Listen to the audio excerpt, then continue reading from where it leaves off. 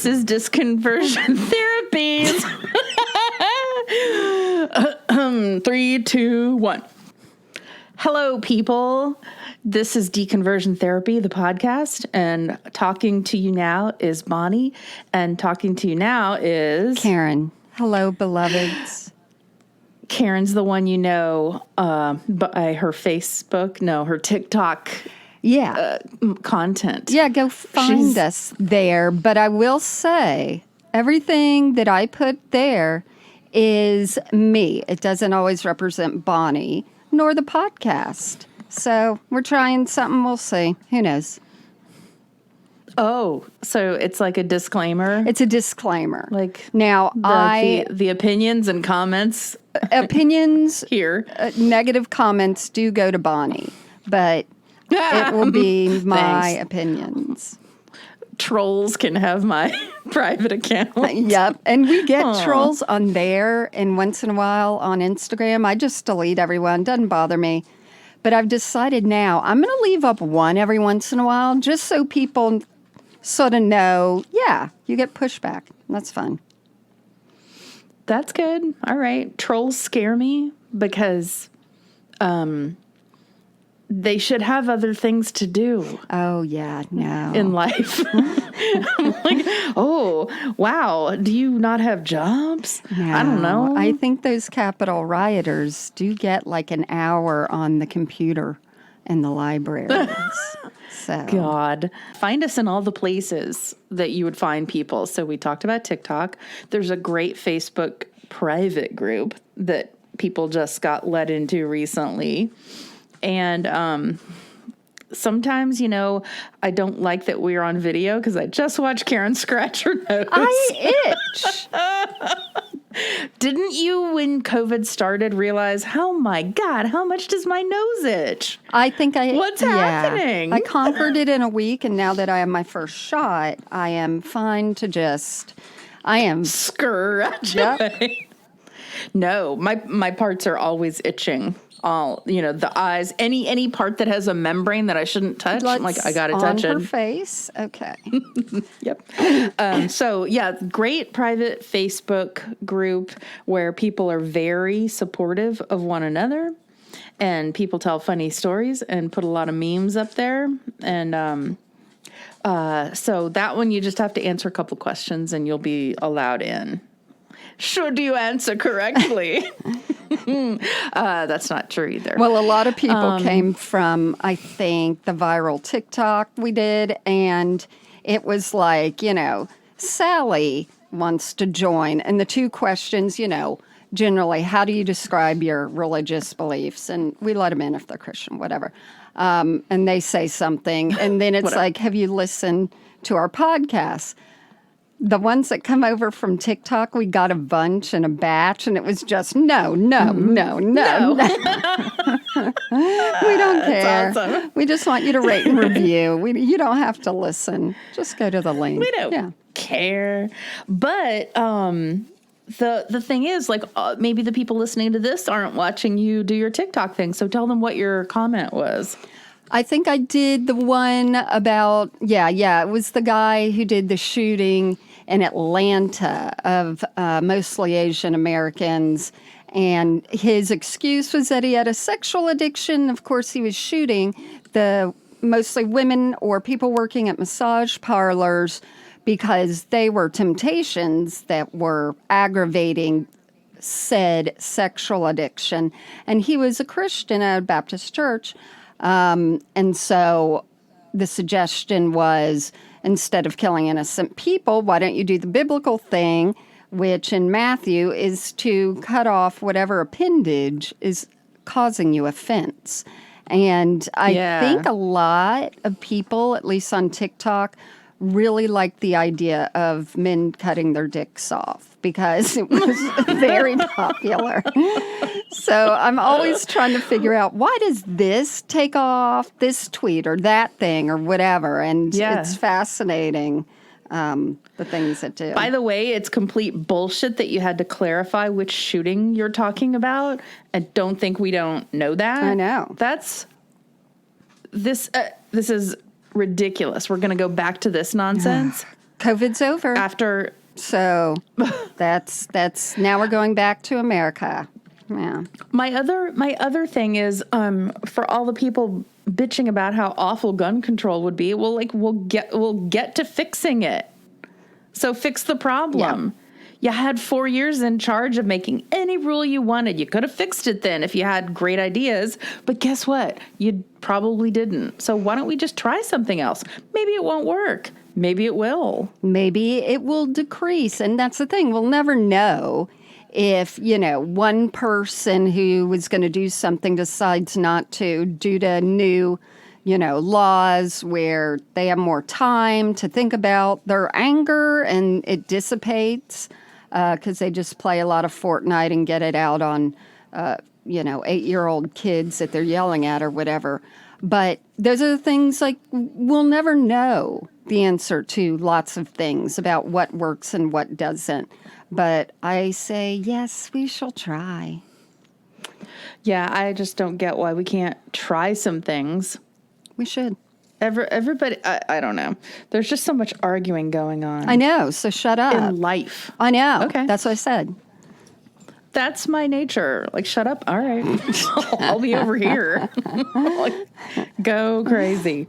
All right. So we covered TikTok and Facebook.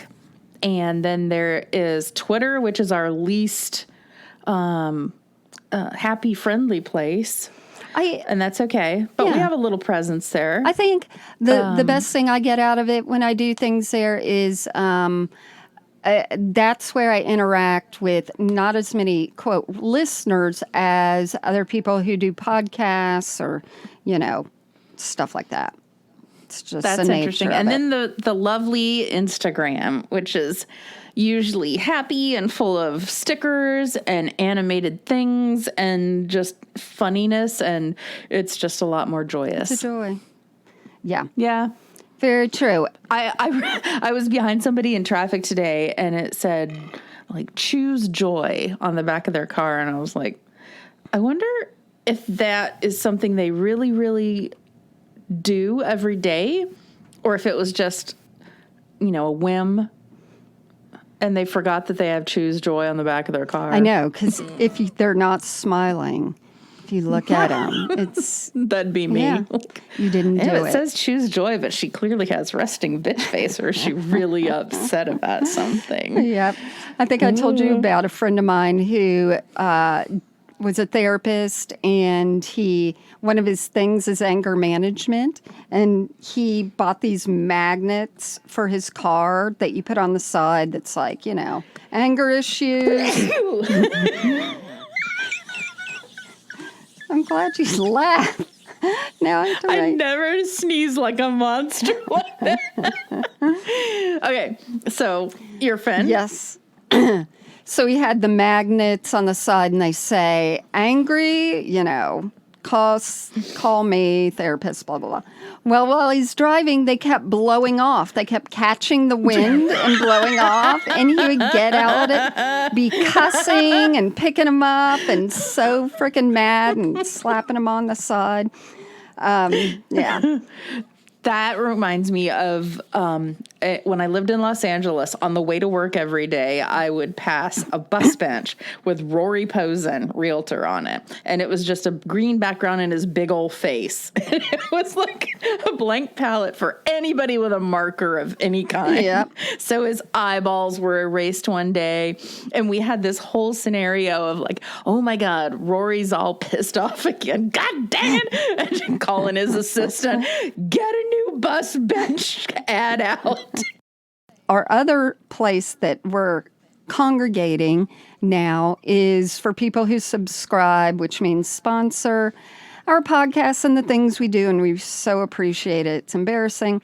It's $7 a month. We send out 2 newsletters, and this is our first drawing because we're working with Illuminitals that does the Celebrity Saints candles. So I am going to do a drawing live now. Oh my gosh. Is it Exciting. live? I get to watch? Let me So see. wait, is it going to go live now and then people will hear the replay of it when this is Well, see, put the up? fun thing is My Yeah. idea is to I can't hear you now, so I don't know what you're saying. Then how did you answer my question? What is the question? Ah! Okay, so you can talk and now people can hear both of us. Seriously? Yes. On the Instagram? So I have a mug here. It's the Write Like a Motherfucker mug that from Cheryl Strayed. You can look that up. But I have all the names of our subscribers, and I'm going to pick out who shall win the candle. And it will be someone that's a last name or one of the names. Oh, I know this person has Shilling in it. And we're going to contact you, Shilling. And then you get to pick out whatever candle you want from Illuminitals. And you're the first winner. And it feels good to like give something to other people. That is so fun. Pick Jason Bateman. Oh, see. No, you can pick what you He want. doesn't. Oh, I thought you meant pick Jason Bateman as the winner of our thing. I'm like, I think we're gonna He doesn't subscribe, with the dumbass. people who support us. But yeah, so I'll get in contact with this person. They can pick out whatever candle, and we're gonna do that every month. And that's it. Awesome. Yeah. And my dog decided she was going to hop up on my chair right when you did the drawing. So Martha says hi. Hello, Pilartha.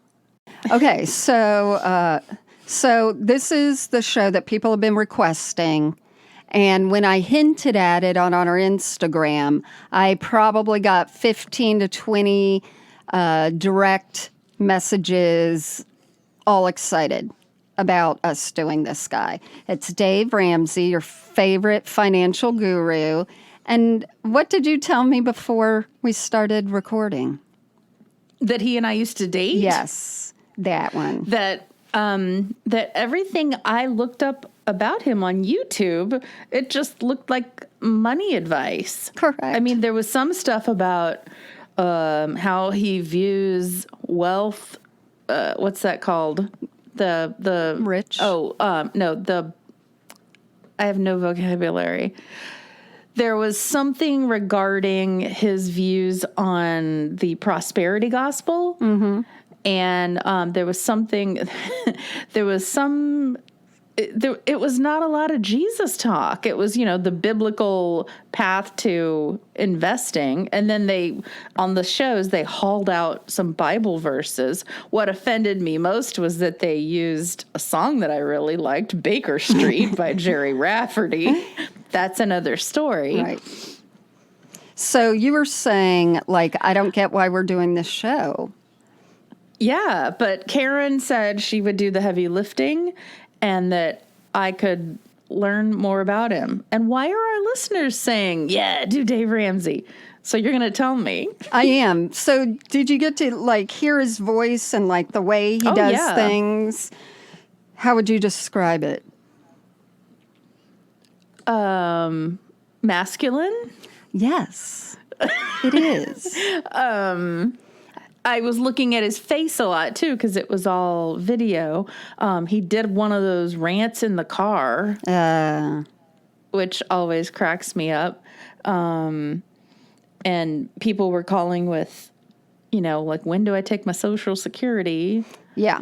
And basically, I learned this, that if you take your Social Security early, invest all of it up until when you actually do take it, your return will probably be a little bit more than if you took it at a later date. Well, so take it early is what he says. And I think he didn't say God said. You're ready to go ahead and apply to his Financial Peace University, also known as FPU, which a lot of my friends have done. So, okay. He's very, when you said masculine, to me, he's like Dr. Phil, but that when he's being biting or things like that, he'll have a smile in that way that makes you want to punch people when they're being sort of like you shouldn't be doing that, but with a smile on. That really that's like a me. smile that's kind of like they're laughing at you, Right. not with you. Correct. So he's very, like you said, masculine and all that. So who is Dave Ramsey, you ask? All right, so he's had 7 best-selling books. He went to the same university my daughter did, way before, UT, and by the time he was 26 years old, he had a real estate portfolio of $4 million, which is pretty, I would say, good. That's impressive. At 26, I was telling monks how they could become Christians. We both... Get saved. Looks like he and I were both failures at what we were doing. So he lost everything by the time he was 30, and he began to reteach himself and all that. And then They say people who bust out, like that, who just blow up their life savings or, their success, that they can do it again because they're not afraid to take the chances. Yeah. I think that's it, like that risky behavior type thing that people have. So, and I think his is like audacity too, but not the good audacity that's the title of Barack Obama's book, but the bad audacity. Okay, so now... Balls.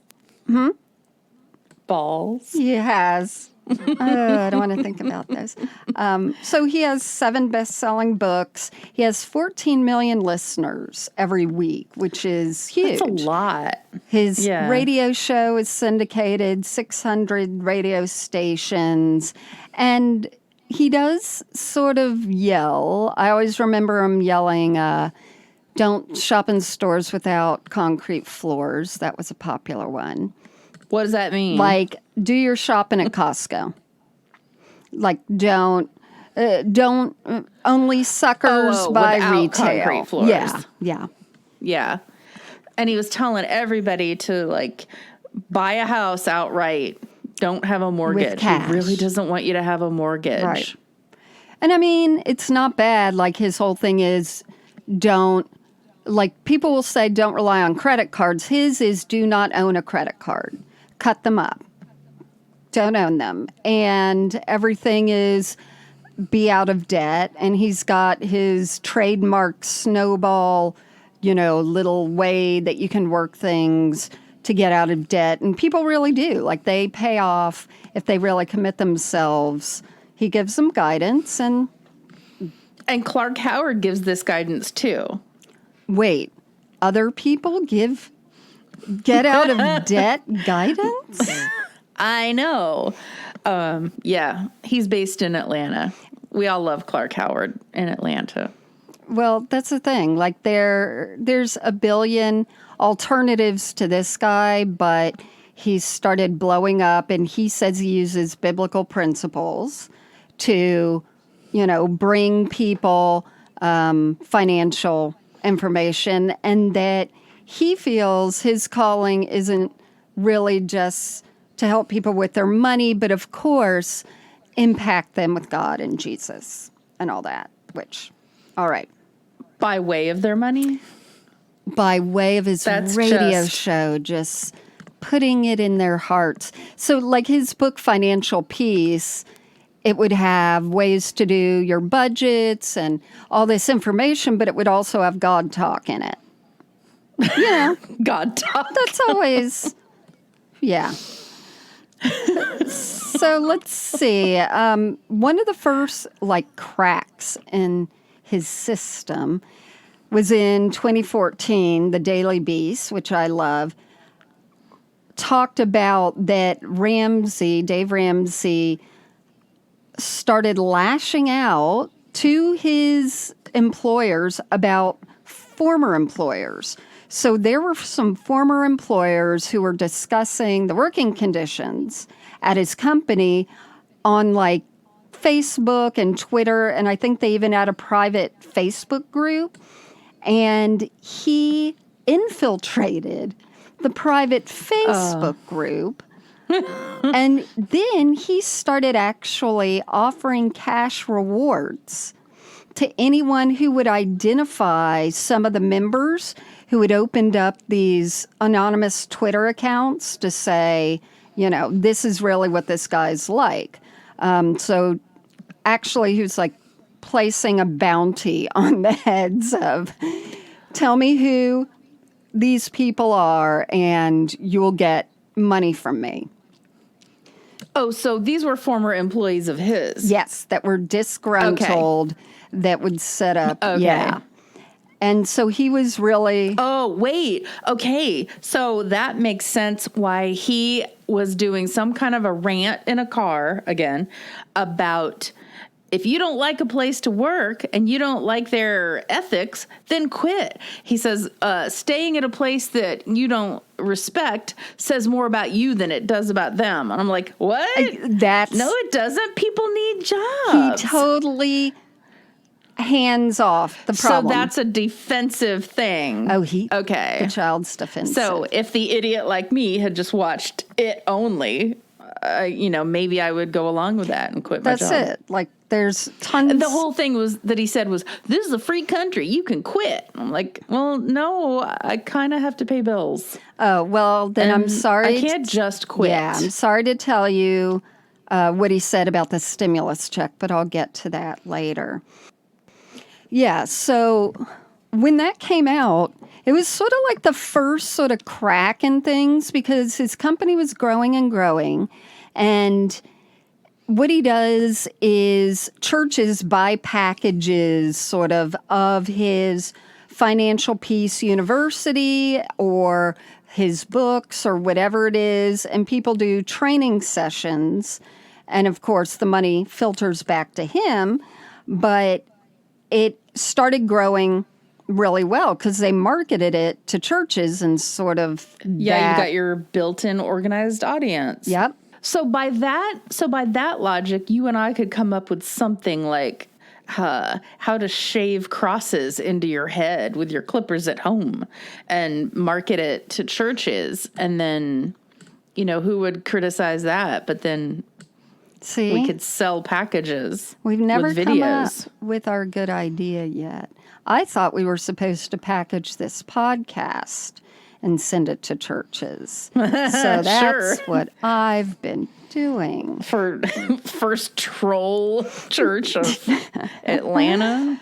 So, growing, and started an actual company and their employees, and it starts getting bigger and bigger. Right now, he's up to 950 employees. So it's a big situation.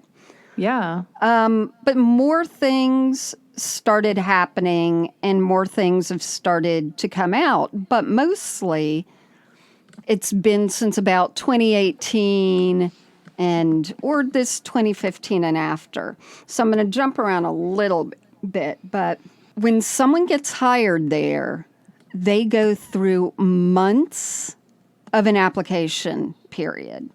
Because months. They have to come in.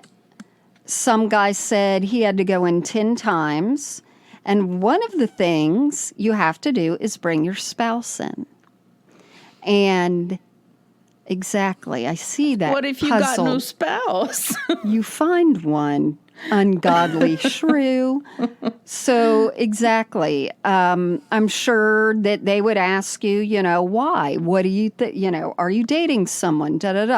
Because they say they live by this righteous moral code.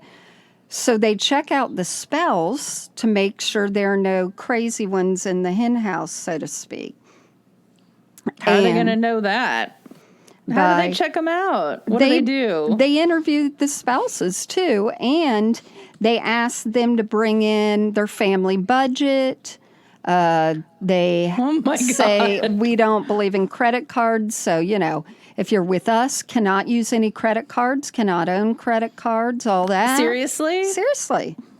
Oh, it gets worse. Yeah. But that's funny because, I mean, you don't have to believe everything that your company does just to work for a company.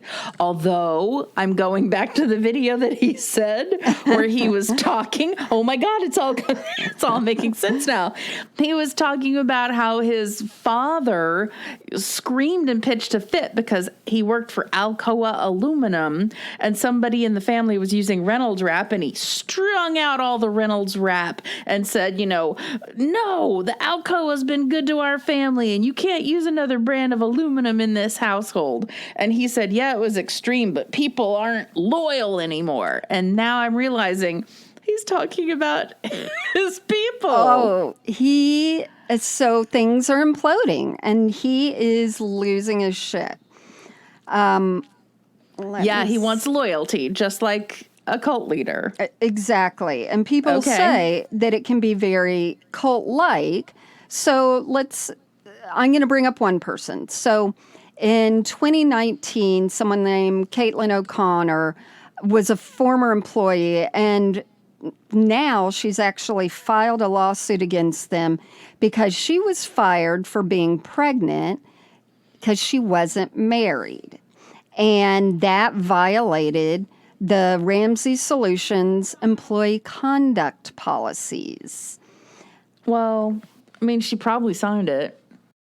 Okay, so if she had gotten pregnant and had an abortion, then she wouldn't be pregnant anymore. Exactly. So she could keep her job. But I mean, she did sign it, which, in a court of law, you have to go, you signed this. Did you not read what you signed? I don't think it stands up legally according to some things that we'll get into, but you'll hear more fun. Well, pregnancies could be accidental. That's not what I tell my children. Absolutely. So here's another case. So I think I told you about this.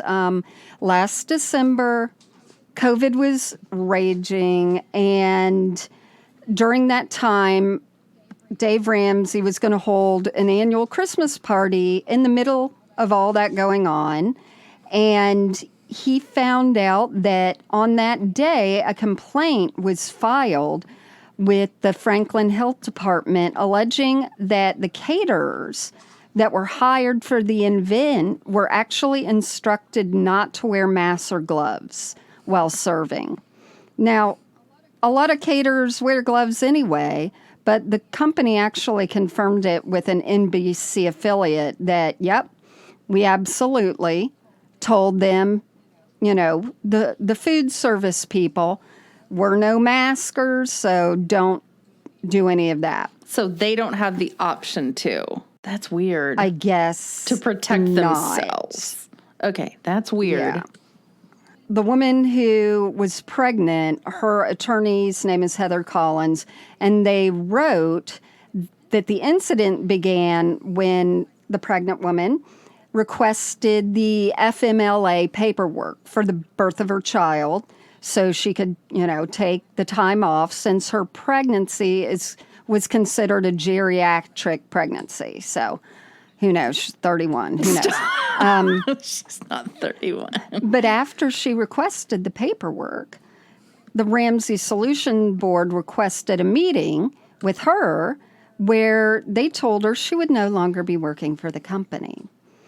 So Mrs. O'Connell finally had a meeting with the head of HR and the board members, and they informed her, she was terminated due to her pregnancy for violation of the, quote, company conduct because she wasn't married.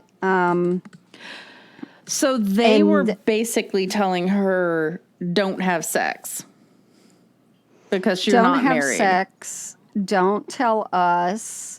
Don't ask for time off. Maybe have the baby while giving financial advice. I'm not really sure. Well, I don't want to spoil it, but there was a certain TV show where somebody was pregnant and didn't know it until the very end. So maybe that's what they wanted. Okay. Get sick at your lunch hour, go, I got to go home, and be in the hospital, have a baby, swing back in the next Monday. That's what you have to do. So during the whole COVID shitstorm in March, which now it's been a year for all of us, Ramsey Solutions had about 100 cases of COVID. So that's a freaking lot for a company Yeah. to have 100 people who had it. And Well, none of them are wearing masks, and they've got the protection of Jesus. Yep, and Jesus wasn't in the mood to do any more for them. But at the beginning, so the company allowed the staff to work from home for the initial weeks when everything in the pandemic, everything was shutting down. The hard shutdown. And yeah. And so people could work from home really well. But then the HR director did a video because they love talking over video. And he said, you know, we're not really a work from home employer. Can we be a work from home employer for a short period of time? Sure. But are we going to? No. And even Dave Ramsey would go on his show ranting, quote, "You would think that the Black Plague was coming through the U.S. listening to people whine," he told his audience. Whine. "You guys have lost your mind out there."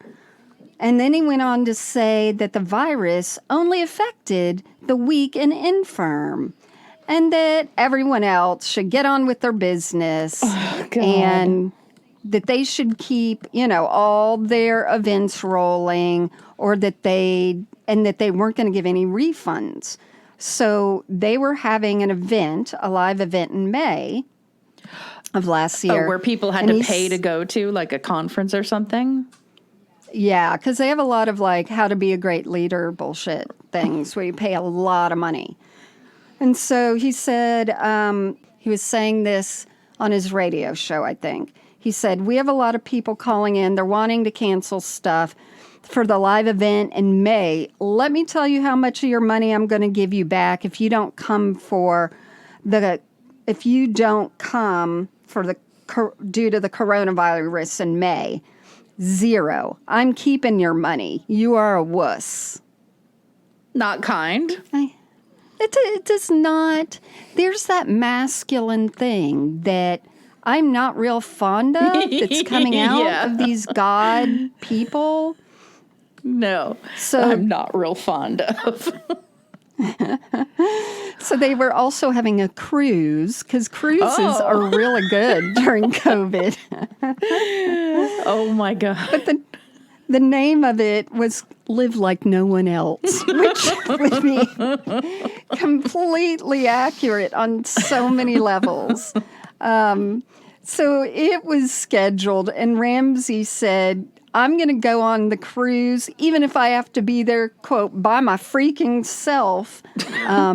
And then it says, the cruise was later canceled. The narrator in Arrested Development. The cruise was later canceled. And let me just say that the person I get the most information from is a writer named Bob Samantha.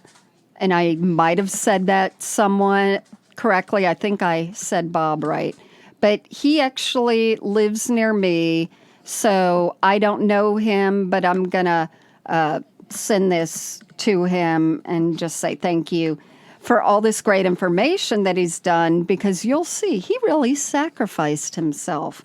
So, Bob, when this is all over, I'll buy you a coffee at that coffee shop that has goats in the name down near where you live. Goats.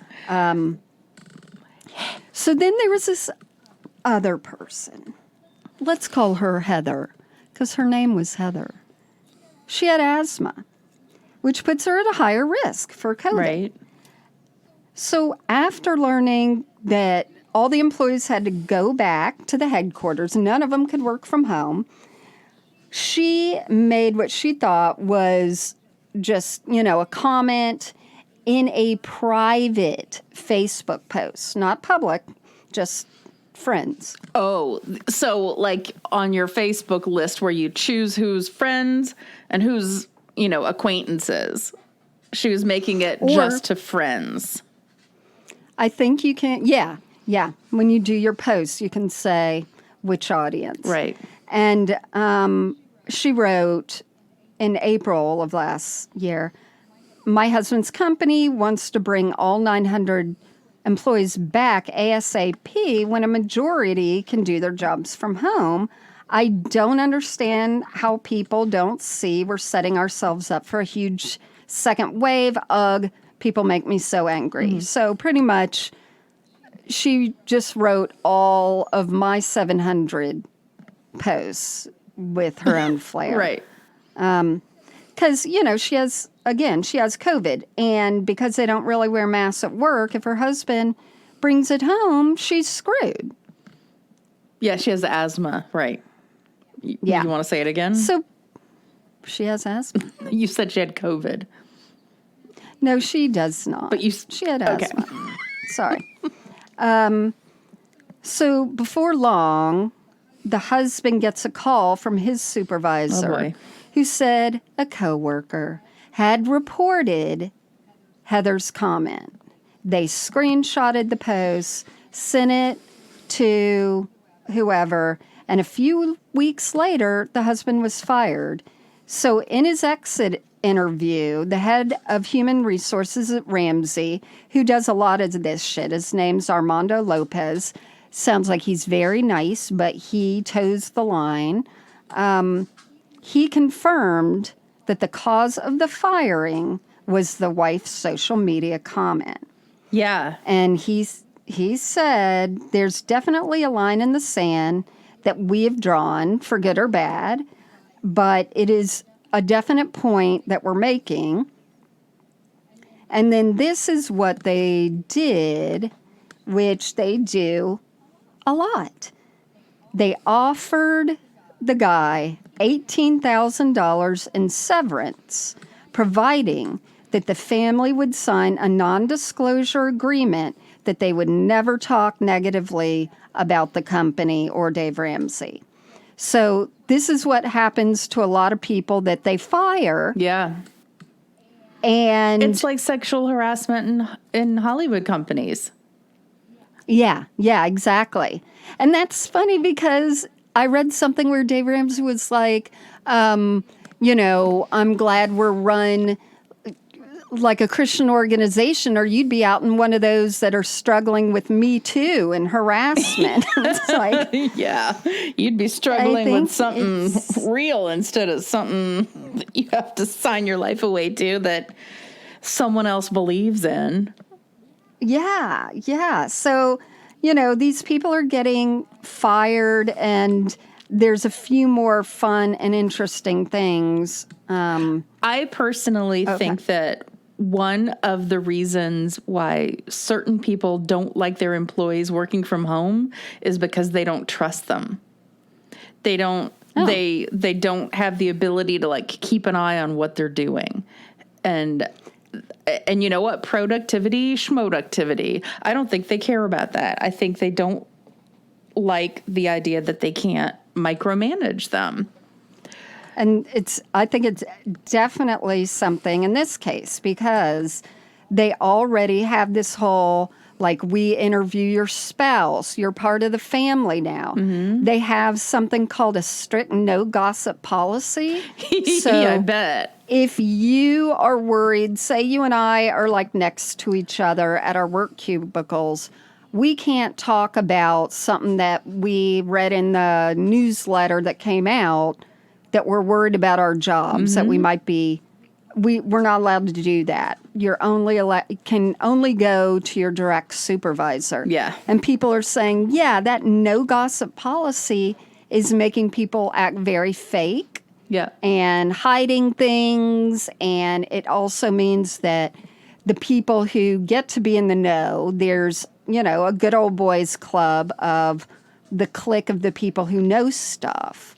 And it makes everyone else like, oh, what do they know about me? So it's like, Cuba, where you're told to report or turn in people in your own family or street or whatever. That's so funny because one of the people who I work with do that a lot. When I say, so-and-so doesn't like this particular client. What? Who said that? Who told you that? I'm like, I'm not telling you who told me because you're going to turn around and tell someone.